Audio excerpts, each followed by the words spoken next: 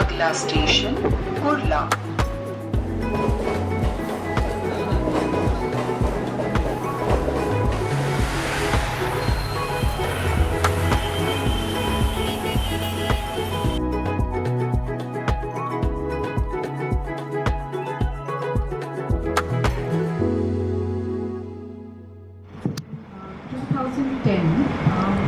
Early 2010, three minor girls were sexually assaulted and murdered. Eventually, they found two culprits, but the case took 8 years to be detected. Mike is a little bit. Yeah, it took some 8 years for the case to be detected. Mohamed has been or had been following this case. I think he will tell us from which year he started. But this book is actually a fictional turn that takes from his months and years of covering the crime and covering the case. So thank you so much for accepting our invite. A small note, the book released in 2021, and when Gopal and I were discussing it, we felt that it needs more love, because it's actually one of the best police procedural to come out of Bombay, especially Mumbai police, something that both of us have covered. And a small note of caution, there are a lot of crime reporters I can see in the room. So this discussion will have a lot of exchange from them as well. So so just to start the conversation, what Mohamed has used in this is a lot of hierarchies that are present. This hierarchies in the city, the way we dwell into each crime, the way each crime is investigated, the hierarchies in a newsroom, and the hierarchies in the police ranks, and also in the manner of investigation. The book essentially has two parallel lines. One is the evolution of a story in a newsroom. So the narrator in this book, or part narrator, is a journalist who has just got into a newsroom, an intern, and he is being entrusted with this case. And the second, the hero of this book, according to at least to us, is Vinay Vagmare. So this is the general plot points. We obviously cannot speak about who the killer is. So Mohamed, why don't you begin by telling us how did you conceive the idea of bringing in an intern to be the narrator of a crime book? Hi. So am I audible? Yeah. So I wanted, when I started writing this book, I wanted an outsider's perspective into how things work out, and so hence I thought that if the book begins with the journey of someone who is also navigating that space for the first time, it will make it much more interesting. And one thing I was clear about was that I did not want it to be full of jargon. I wanted to kind of open up this world. I mean, after reporting on the crime beat for a few years, what one realizes, like you would have realized and so many of us, is that there are fascinating stories that not always make it to print. Like there are characters, there are cops, there are so many people that you meet, and there are so many fascinating stories which after a day of work, we'll come back in the newsroom, and like the reporters will discuss, amongst ourselves we discuss, this happened, this cop said this, and these are very fascinating stories, and over a period of time you feel, okay, I want to do something more with these stories than just come back and narrate these things. And some of these stories are so fascinating that a lot of people, like for example, the simplest of things, I remember this thing where I had gone to meet this cop, and he was telling me about this case where every time crime takes place, they send these samples to forensic science laboratories where for blood tests and for various other things. So there was this case where several people had died after consuming spurious liquor. So these liquor bottles had been sampled by cops and sent to the forensic laboratory to confirm what poison was there in this. After some time, they got to know that some of the guys working at the forensic laboratory, after the scientists had left, some of the clerks and the peons who were working, they had a party and they used some of these alcohol bottles without realizing that it could contain poison. And I went, and he said, we've suspended a few people and the case has been delayed because, well, instead of testing it, they drank the poisoned alcohol. So and you would be like, wait, so this story, they may not bring it on record. So this story will never make it to print because there's nothing. I mean, this cop is told me in confidence, but it's not there. I cannot report it.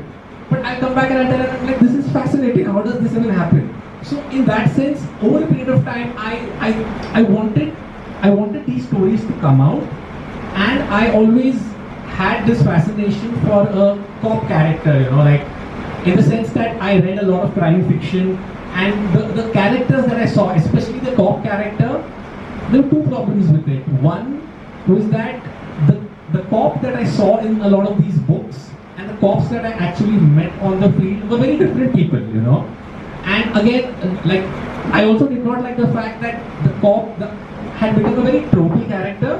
So you had this down on luck cop who has an alcohol problem, who does not have a good family, things like that. And the cops that I met, I mean, some of the most, today I was telling Smita, like Praful Bhosle, he's an encounter specialist who's got, so many people, he's got cases against him and he's gunned down a lot of people. And the first time when I saw him and when I met him, he looks like a professor teaching economics. Like, he's got these soda bottle glass chashmas. And I looked at him and I came out and I told this guy outside, I'm like, no one would look at him and say that, this guy is so lethal. And he said, no, but boss, you haven't seen him when he's investigating somebody or when he's beating up somebody or things like that. So, and some of the best investigators I saw, I mean, you will meet them in a train and you will not even realize this guy's a cop, So, I thought, wait, there are these stories that I have, there is this character I want to develop, and I want it to also, because like even the world of reporters in that sense, I wanted to bring in the newsroom aspect of it. So in that sense, I thought, okay, if I have like an intern journalist kind of a character, it will be more as a person looking in rather than wanting people to know a few things and then explore it. I wanted to open this world and for people to explore it. Yeah.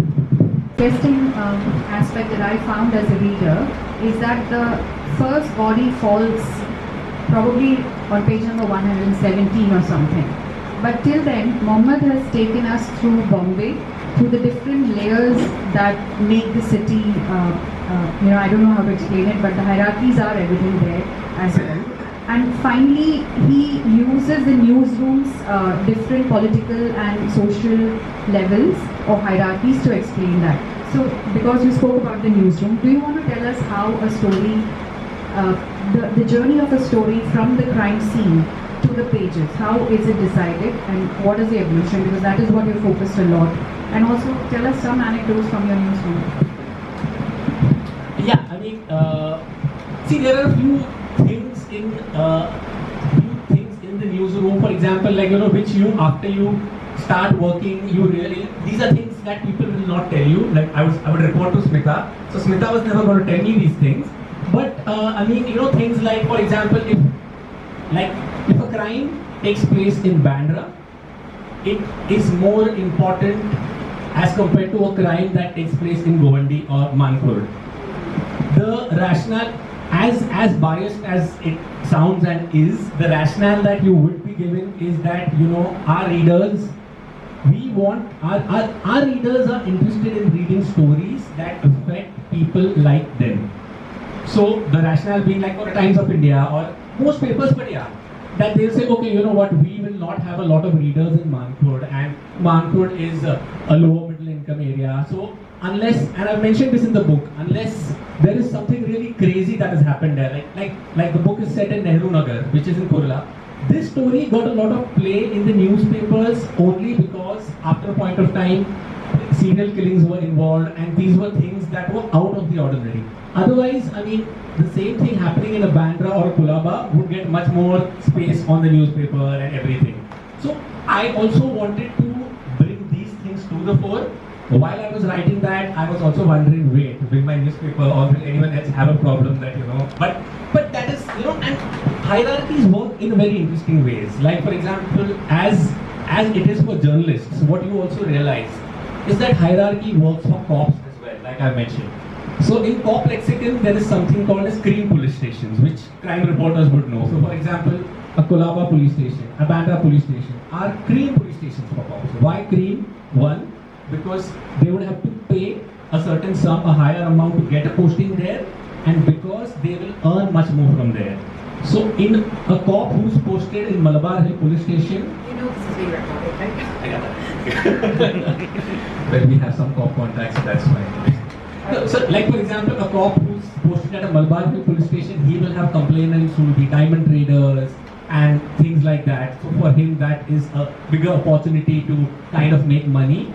And a cop who is in one of these police stations, if he's fallen out, then he will be transferred to like a Govandi police station or a Devnar police station. So it was very interesting to see how the same hierarchies that work in newsrooms work in police stations. And you know, I was interested in exploring that. So yeah, I thought, like I was telling Smita, I didn't want this just to be a crime fiction book where, you know, like I didn't want this just to be entertainment. I liked that device to tell the story, but I wanted readers to, after finishing the book, I hoped that they would be first be entertained, but also know a lot more about how cities work, how police departments work, how newsrooms work. Yeah.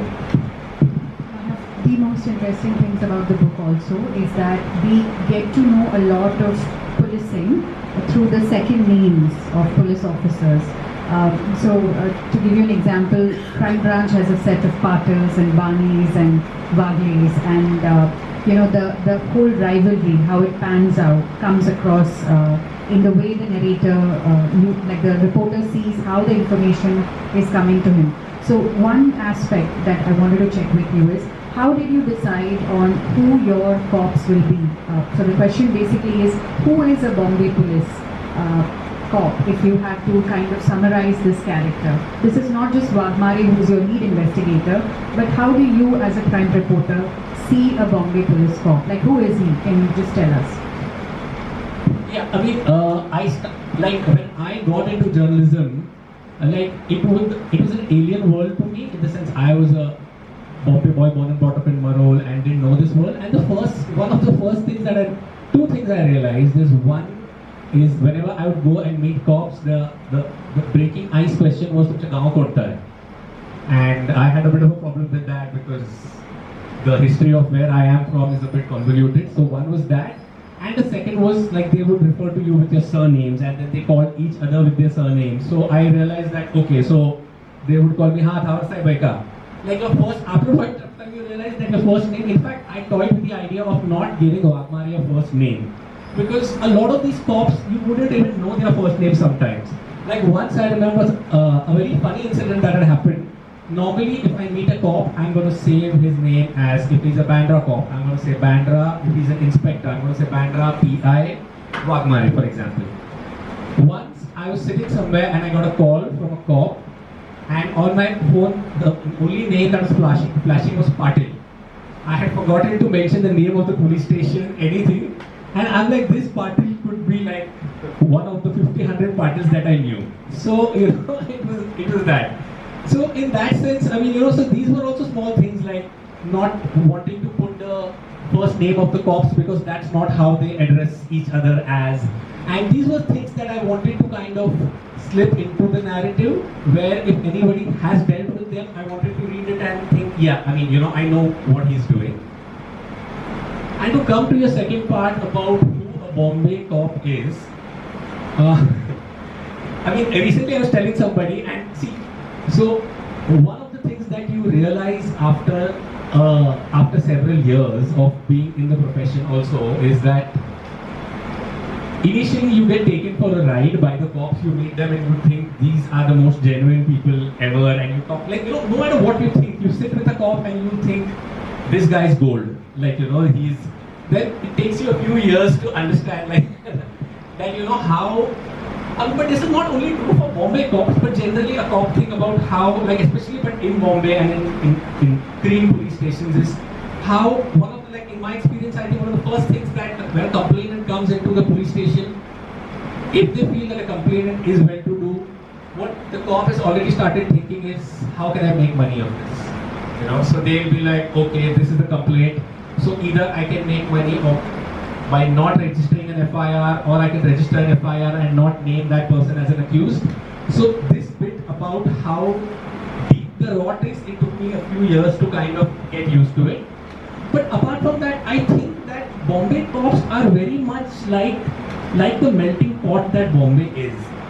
Because if you see a cop who has come from Satara, who's come from outside Bombay, but if he is posted to in Bandra police station, or if he's posted to Dongri, so for example, if he's posted to Dongri police station for a few years, he will know so much about when Muharram comes, because a lot of Shia stay there, how to handle it. He will know so much about it. So I think these guys, because Bombay in that sense can be so varied, my experience has been that these guys are very quick to catch on. So the guy who is in a cop in Bandra police station, he knows when Christmas comes kya hota hai. So I think you need to be very quick to learn these things, and also in Bombay, things can blow up very fast. So they are that much careful, because somebody whom you think is a small fry is connected to the commissioner, is connected to the CM. So I think cops in Bombay have to learn very quickly and really ace the game soon.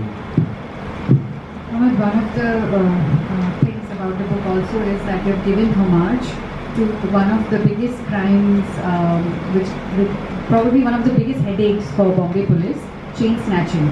Do you want to talk a little bit about it? Yeah. So when I joined journalism in 2008, chain snatching was the big thing. And it sounds very casual, and it feels like, oh, what is chain snatching? And like my friends, or in the circles that I was in, I had never heard of chain snatching. I'm like, oh, this is not murder, not what is. But at that point of time, I remember in a day there would be sometimes 7-8 cases of chain snatching at its peak.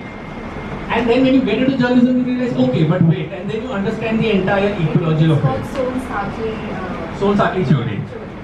And so so then you, over a period of time, I think now it has reduced to the point that it hardly ever happens, because then it became such a big deal that when a police commissioner took charge, when Rakesh Maria took charge as commissioner, and people asked him, normally when a new commissioner takes charge, the media will ask him, sir, what are your priorities? And they will say the typical 2-3 things that they know will sound correct. But I remember everyone was surprised when we asked Rakesh Maria that you are the commissioner now, what is your priority for Bombay? And he said, my priority is to stop chain snatchings. And we were all like, okay, because he kind of knew the city well. So, at that point of time, it was becoming a menace, because it was, it is a very physical crime. What a lot of people didn't understand is, crime is bad, but like if it's a housebreaking case where there's nobody in the house and somebody stolen something, which is bad enough. But in chain snatching, what was happening is a lot of women were being targeted, and they would literally, like, you were walking and people would come on a bike and they would snatch the chain and go. A lot of times it would lead to injuries, and also a lot of women would be very traumatized later, and it was happening at such a big level that it really took a lot of work at certain levels by Maria, trying to kind of, asking cops to prioritize that. So that was this phase in Bombay where, like chain snatching had become a really big thing. And another funny part about chain snatching was how they would dispose it off. So in some cases, if they realize that the cops are going to get them, like the cops are really close, one is they would have drugs and they would ride the bike, they would go at high speed on wrong ways, and cops would say we can't catch them because they are willing to punt on their lives, we don't want to do that. And secondly, if the cops were too close, they would just swallow the gold chain. And they would swallow the gold chain, and then what the cops would have to do is, they've caught him, they would take him to the police station, there would be a lot of bananas, they would feed him bananas till the time he shat it out. And I remember this one DCP telling me that they retrieved the chain from the ship and they took it to her, and they, instead of putting it in a packet or something, they just gave it to her in a hand. And they said, madam, we've recovered this gold chain. She said, very good. Where was it? And he said, he had swallowed it, so he shat this out. And then he just threw it back on him, and she said, are you insane? Like, why would you just give it to me? So yeah, but I think those days are kind of past now. Yeah. The other sizable part of the book also focuses on a different mafia, the reporter mafia. The whole aspect of who gets to share the news with friends, with rivals. Rivalry has been exposed, I would say, very beautifully in this book. But Mohamed has also told us that even within the reporter circle, there exists this whole group of league, the best, the creamiest of whatever the reporters who are like the the top class, and then there are reporters who are just interns and they have not been given that kind of access. I used to work with Mohamed, so I have inside knowledge about this, but I would like him to speak about it. I want to talk about it. Yeah, so that's what we were discussing today. So the funny part is that earlier, like a lot of people ask us that how do you know, how does a crime reporter come to know that a particular crime has happened? So earlier, I think when Smita was also reporting, I don't mean to sound you. This is also been making me a lot happy, but no, so you know, so you would send messages to each other. So like, you know, we would get messages, other reporters. So if you come to know about some crime that is taking place in your area, I would message it to 4 reporters, they would message it to 4 others, etc. Then came BlackBerry, which lasted for some time, and then came WhatsApp. So now things became much more simpler, but much more complicated, because what started happening is, so people had WhatsApp groups where they will put updates. Radhika is smiling, she's been through that. So what started happening is they started developing a hierarchy amongst WhatsApp groups, wherein the senior crime reporters, they would have their WhatsApp group, and the admin will not include a junior crime reporter. And you know, so they would have these like the main reporters or the senior reporters, and when you ask them, they said, nay, you know, and then there was a separate group that the juniors would then create. And I remember this very funny conversation that once took place. So the names of these groups were also very fascinating. So there was this group called Gangs of Reporters. And then one fine day, one of my seniors, he said that I don't think this is right, and I think that this name is not proper. So somebody, the guy who created the group asked him what happened. He said, how can we be gangs of reporters? There are gangs of robbers. Reporters ka gang nahi hota. And then there was discussions on what should be the name, and then eventually they agreed on League of Reporters, which I thought was much more comical.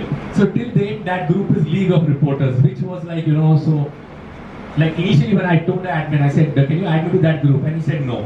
And I was like, why? Because you didn't, by then you didn't have limits, like you could add. He said, no, that is just for a few select people. And then they would add cops on that group. So hence, even in this book I've mentioned those WhatsApp groups and how the entire politics of how that works out. can we now come to, I'm probably only having 2 more questions and then back to, but can we just come to the location of the crime as well? Of all the places in Bombay, why did you pick a story which happens in Kakul, which is in Nehru Nagar off Kurla?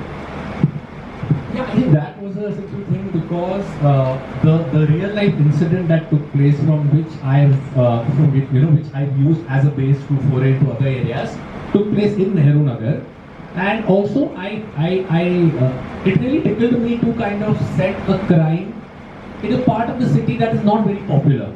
Like, you know, I didn't want to set a crime in Kolaba or Bandra or places that people knew of. Like, how about the crime in Kurla? You know, and so I really liked that. I was like, yeah, why not? I mean, you know, and because the crime had taken place there, and I was clear that I didn't want to base it in a place that was well known. So in that sense, that was an easier decision for me.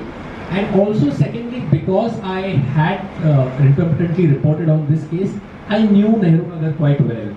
So, you know, and that was important for me, that I know the area that I'm talking about. So hence, a lot of the things that I've mentioned in the story, I could write it with some confidence because I knew the area quite well. So it's going to be my last question on Inspector Wagmare. He, like you already said, he's not a divorcee. He's not having any alcohol issues. He is not going through any life crisis. He's just a beautiful cop with beautiful detection skills. You also have used a lot of Bombay nuggets in his investigation. Could you just talk a little bit about Wagmare the character, and is there a sequel that we can explore? No, actually, I think Wagmare is the reason I wrote the book, to be honest, because like I said, I was very interested in having this cop that I saw on an everyday basis. And when I say everyday basis, it is like what a lot of people I think don't get is that, you know, what really happens on the ground is sometimes much more interesting than stuff that you have to make up. So, like for example, so the other day I was sitting with a cop and me and another reporter, and he was telling us about this case that they had solved where they had seized fake currency and arrested 3 people. Then he called for chai. So this young boy came, he gave chai. This guy gave him money. This boy, I think 100 rupees ka note tha, he takes that note and he's checking whether the note is genuine or not. And the cop is looking at him and he's like, "Tu mera note check kar raha hai ki ye sahi hai ki nahi?" And it is so funny. After the boy left, the cop said what he did was right. But and I'm like, this is so funny. So in that sense, I was like having a character that is really close to how those people behave in real life, I thought was very interesting because there was a lot of cops that you meet, you see their idiosyncrasies, you see how they work, and I'm like, how about we put that cop over there? How about we don't have an arc about this cop who likes to break all rules? I mean, it's not that I like reading that stuff, but I thought, okay, wait, what if I do this? Because I think when you're writing, you also want to, like, I did not want to write the kind of book that I have read also. Like, you want to bring something of yourself in it. So I thought, okay, so hence the desire to have such a character was, I think, the starting point for me. So I knew that I wanted to write the character really well. I wanted to write him as I saw it. So in that sense, so hence when I have described him, I said he looks like a banker, he looks like a guy whom you meet in the train while you're going home. He is doing fine in life. So you don't need to really have that crazy arc of damnation to redemption. I mean, it reads well, but so could something else. So why not try it? So, yeah. Yeah, it's interesting. So here I've tried to explain how things happen in a newsroom. So this is when Rohan has written a copy and he gets a call from this editor Chaya D'Souza. I think Zahir at the back will identify with that. So if you've written a copy and you don't have all the details, and if it's a good editor, he'll call you back and he'll ask you for details, or she'll call you back and ask you for details. So here is Chaya D'Souza calling Rohan. Rohan could not forget the time she had called him about a story he had written about Salim Sheikh alias Salim Kutta, a gangster who had been arrested for murder. Chaya's question was, why is he called Kutta? He dared not tell her the story. He dared not tell her that the story was not about Elias but about his arrest, so set about calling the cops for an explanation. 3 cops gave him 3 different reasons. Oh, he looked like a dog. He gave empty threats, all bark and no bite. And that he was once beaten up like a dog, kutte ke jaisa maar khaya. He knew none of these explanations would cut ice with Chaya. How dare they give an alias to a gangster without a valid reason when people like Chaya existed in this world? Rohan cursed himself for putting in the alias in the first place. Finally, after half an hour, a senior crime reporter told him that Sheikh was from Kuttanellur in the Thrissur district of Kerala. Since there was another Salim in the gang, they initially called him Salim Kuttanellur to differentiate from the other. Unfortunately for Salim, just over time, the Nellur got dropped and he came to be known as Salim Kutta. Chaya seemed satisfied. But since you mentioned that, real life policemen were your base for Bagmare, but are there no, since you read so much detectives anyway, did you pick up anything from any fictional detective that you read?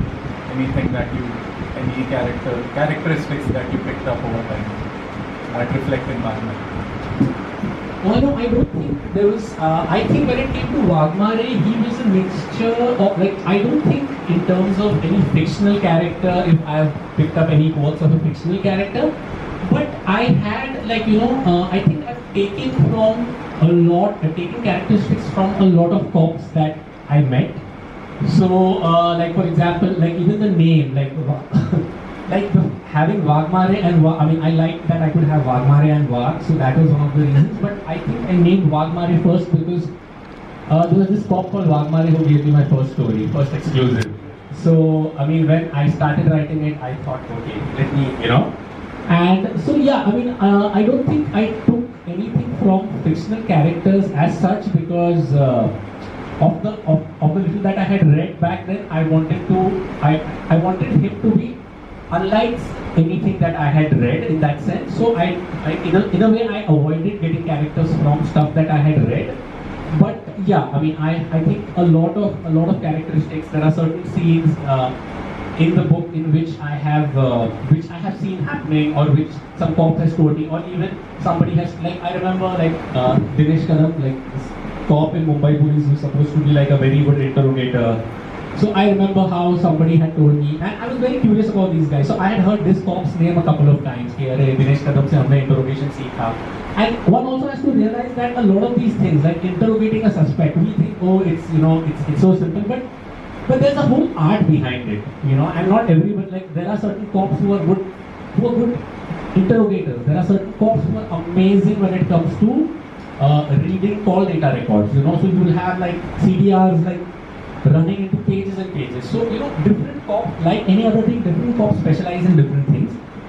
So when I heard about Dinesh Kadam, and he said that this guy had such massive patience, and when I'm talking about interrogation, I'm talking about him sitting with cops for 7 hours, 8 hours without eating anything. Like when he would go inside, he would tell people, do not disturb me. Like this one cop who told me that I once took chai inside, and he shouted at me later on. He said, I was close to a breakthrough and you screwed it up. So, so in that sense, I picked up things. So they would say that how he would say that, like you have to have much more patience than the guy whom you're talking with, and you really have to wear that guy down with your patience. So I think I picked up characters from things I've heard about cops, things I have seen in cops, and scenes that I have been witnessed. Yeah. Something that I've always wondered about fiction writers is, you're writing this and then you go on the field, and then for your day job you're meeting cops, you're in the middle of so many different big stories. How did that interfere with the writing part of it? Were you always carrying Wagmare and his story and the arc around with you, or was it something that you were able to switch off and then get to your day job and then come back whenever you wanted? In fact, it helped quite a bit because I had this world forming in my head when I was writing things, and then when I would sometimes go on the field and I would be covering a story, I would think, oh, this is something Wagmare would do. Oh, okay, wait, this. So I think it, like the more, and hence I would try, like I did not take a lot of breaks. I would like writing when I was reporting, and a lot of times when I was out on the field, I would write something down in the notes section of my mobile, because I'm like, okay, wait, this is interesting, this could go there. And even when it comes to, I think even when it came to Wagmare, his characteristics, they formed over a period of time. When I met people, I thought, okay, no, wait, that does not make sense, this is.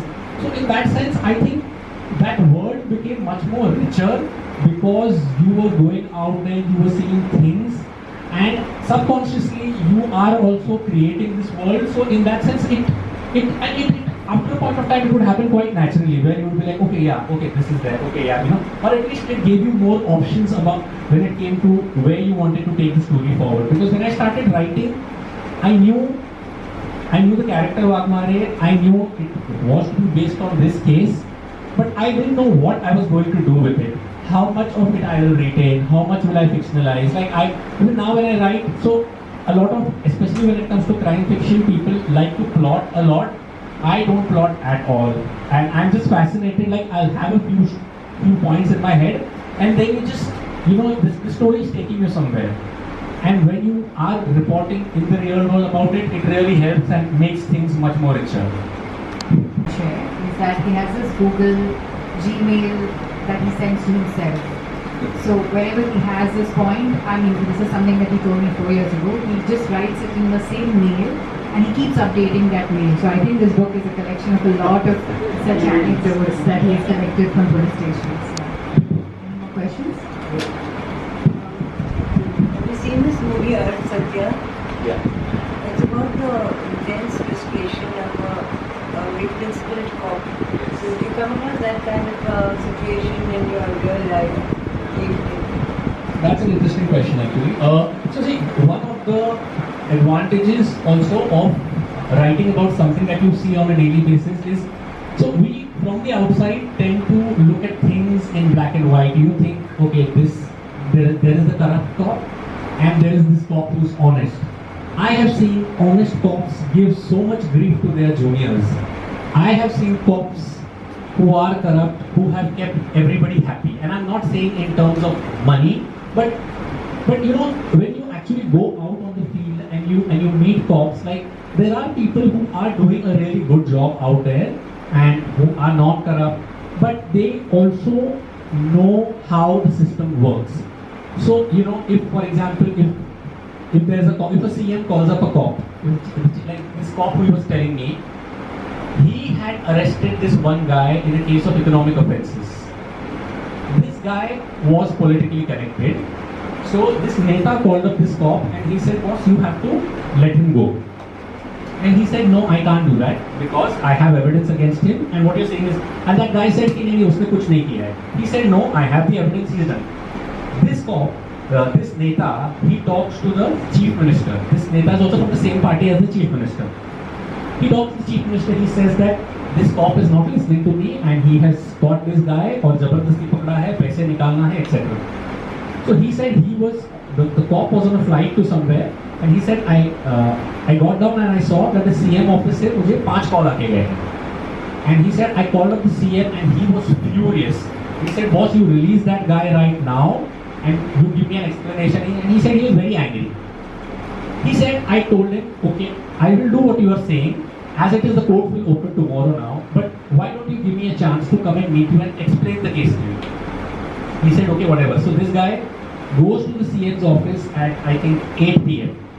And he's made to wait till 11:30 p.m. That is, in a way, a punishment thing. And he said, I went in there with all the documents and I showed it to the chief minister. And luckily, this guy was, I think, better than the others. And he went through the entire thing. And he said, okay, it makes sense what you're saying.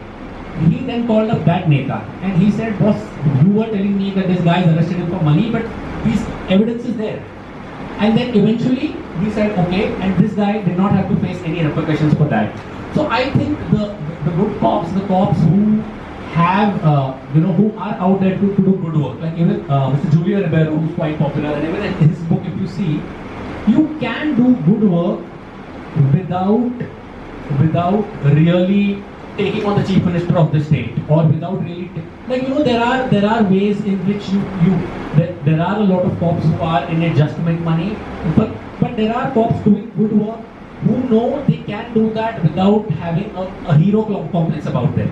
There will be cops who will be like, oh, I am so honest, I am this, I am that, and you talk to their juniors and they're like, this guy has made my life hell, he gives me so much work. So you realize that monetary corruption is not the only kind of corruption that there is out there. So coming back to your question about the Arth Satya cop, I'm sure a lot of these guys in few cases would be feeling that, okay, I'm letting go of this person and this is wrong. Like I tell you, recently I was talking to this cop who was spouting a lot of philosophy and about morality, and I asked him that, boss, right now the way things are, like the way governments are, y'all are told to go after opposition leaders. You all do that. So how do you reconcile with that when you're talking about these things? So, and it was such a fascinating look into the mind of how things work. So he told me, he said, see, I will ensure that because of me, no innocent person will go behind bars. I am clear about that. The day the CM tells me कि ये बंदा जिसने कुछ नहीं किया आपको put him behind bars, I will not do it. But if there is the Neta of an opposition party who I know has done this economic fraud, I will, and if the CM tells me, arrest him. I know that there are others in the ruling party who have also done it, but I've been told to target him. I will do it because I know that guy has done that wrong. So I said, but that's still wrong, right? Because you are being selective. He said, I'm fine with being selective. I'm drawing the line at ensuring any innocent person will not go behind bars, but I'm fine at it. So it's ways that people also kind of deal with the situation. Yeah, when you write crime reports, only you. I spent 25 years in the Times of India and 30 years in journalism. I feel good immediately when I say sometimes communities are given a raw deal when you write the crime story. I feel Muslims are not treated in a fair manner at times. Absolutely. I completely agree with you. Not only Muslims, but a lot of, like, for example, the denotified tribes that are there. So, for example, so the Pasifardi community in Bombay, there were a lot of cases where, so there's something called Which community? Okay, so there is this community called the Pasifardi community. It was a denotified tribe. So there is this gang which is not that active now. It is called the Chaddi Banyan gang. These guys, what they do is when they commit robbery, they will apply oil all over their bodies and they will steal stuff from these houses and they apply oil so that if the cops come to catch them, they can slip away. And they're obviously dressed in shorts and banyan. And there have been occasions where they will shit in the house where this thing has taken place. So all this, okay, funny, comical, unusual. And then, so you report that as a crime reporter, and then, over the period of time, you realize, okay, who are these people? So then this is the Pasiparni community. And, you, over a period of time, if you are interested enough, you will look up, and then you'll realize that, okay, there is a history to what has happened. Like, this is a community that had been tagged as criminals by the British. So, for generations together, these guys have not been able to come out of that. So there are so many such tribes, communities, which have not been fairly represented in the media. Like you spoke about the Muslim community as well. Absolutely true. Although I would say that things have improved over the past few years. Like 10 years back, when like anti-terrorism squad has arrested two people saying that okay, these two were involved in a bomb plot or whatever, people would just print it, and then 3 years down the line, that person is acquitted by the court. So who's going to give him back those years? So now at least there is a maturity where even if we are saying two arrested for this, we will say police. This is what the police is saying. This is not. So earlier what the police said was taken as the gospel truth. And I think generally, at least in the print media, I can say that there is a lot of maturity. So even as a crime reporter, I'll come and tell. And see, it as a crime reporter, so it is easy to get carried away by what the cops are saying. So I'll come and tell Smita that Smita, they caught the guy and this. But she's been in the profession. She knows how things work. So she'll be like, boss, go bol raha hai na. So, they will say the cops claimed. Like now if you see a lot of news reports, they'll say the cops claimed. I don't write claim, that cop will be unhappy, whatever. But then the editors also come in and they say, no boss, we have seen in 10 cases where we have branded them as something and they are acquitted. So it's not fair. So if the cops are saying this, let's just mention that. Let's not say it is the truth. So in that sense, I think things have improved. What happens is reporters depend on inter-departmental rivalry. So we go to the rival cop to understand what is the watch-up in this case, usually if it's a high-profile case.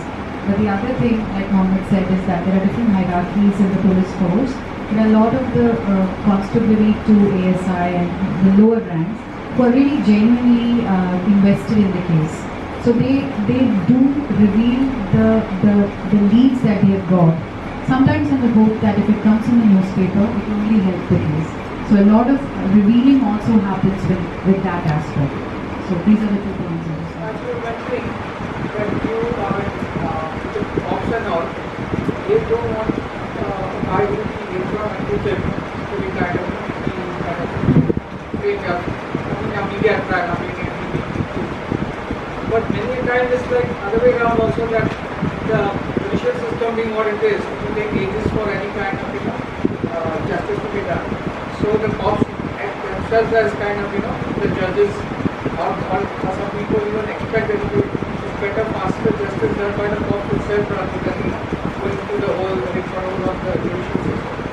So how does that dynamics play out that the cops are sometimes pressurized by politicians to kind of go ahead and do whatever as of course encounters and all that?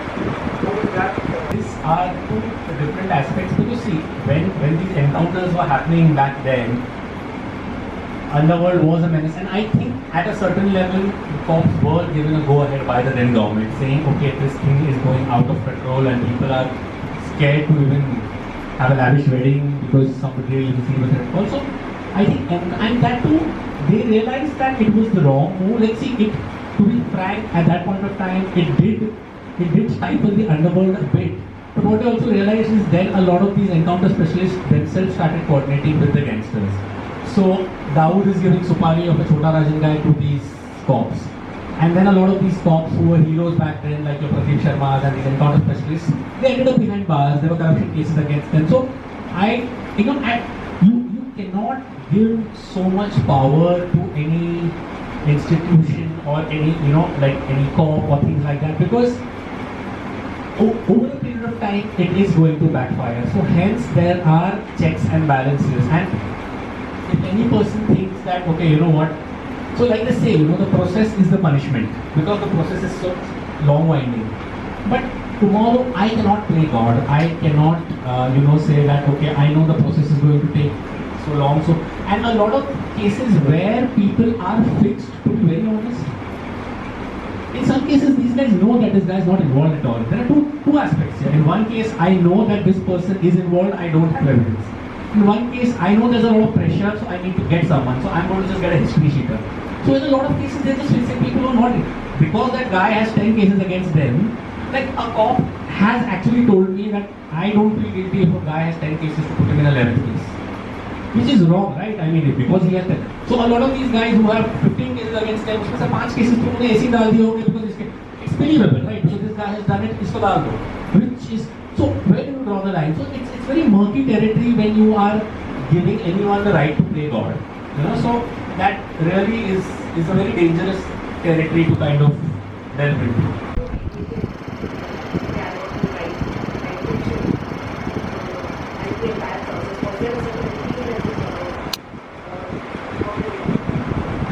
Actually, I was able to write the book because I was scared that I will not end up writing a book.